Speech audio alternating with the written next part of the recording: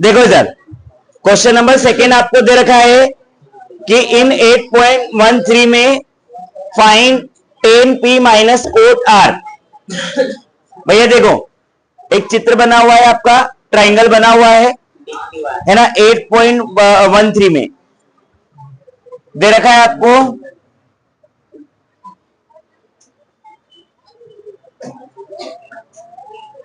ये 90 डिग्री, ये P, ये Q, ये R, ये आपको 13 सेंटीमीटर दे रखा है ना, ये 12 सेंटीमीटर दे रखा है और ये आपको फाइंड करना है।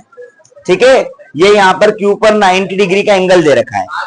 ठीक है, अपने को निकालना भैया tan P minus cot R। क्या निकालना भैया? tan P minus cot R।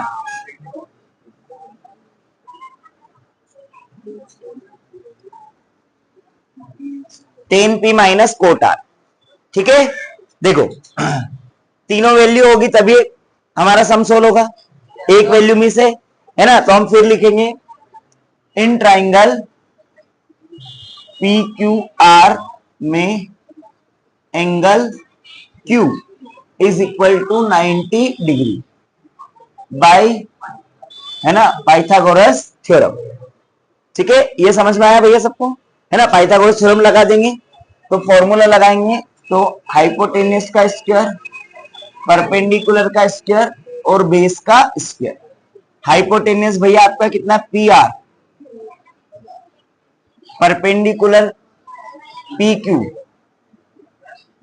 और बेस QR का होल स्क्वायर। ये समझ में आया भैया सबको? है ना, मैंने क्या बताया, परपेंडिकुलर बेस आप किसी को भी मान सकते हो जब आपको पाइथागोरस थ्योरम यूज कर रहे हो, लेकिन आपका जो हाइपोटेन्यूस है वो जो 90 डिग्री के सामने वाला ही हाइपोटेन्यूस रहेगा। तो देखो PR की वैल्यू 13 का स्क्वायर, PQ की वैल्यू 12 का स्क्वायर और QR की वैल्यू QR ही रहेगी आपकी। 13 का स्क्वायर आ जाएगा भैया 169, 12 का स्क्वायर आ जाएगा 144 और QR का होल स्क्वायर। देखो 169 144 इधर आएगा तो माइनस का इज इक्वल टू QR का स्क्वायर।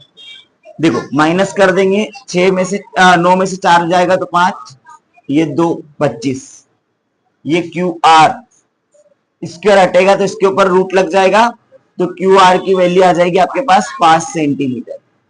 ये समझ में आया भैया सबको? ये QR की वैल्यू आ गई आपके पास 5 सेंटीमीटर। ठीक है, आपको निकालना भैया tan P minus cot R।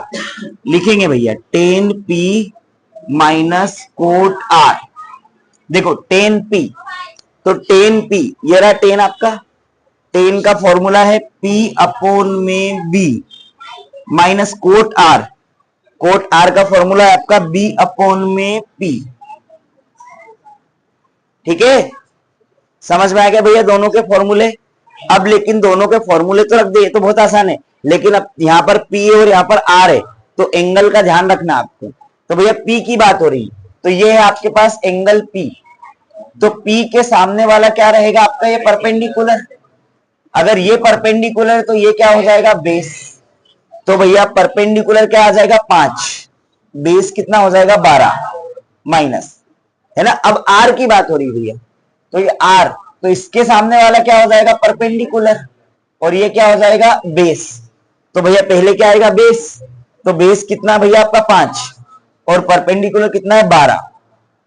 तो 5/12 से 5/12 गया तो 0, तो ये आपका आंसर आ जाएगा भैया 0। आया समझ में सबको? ठीक है।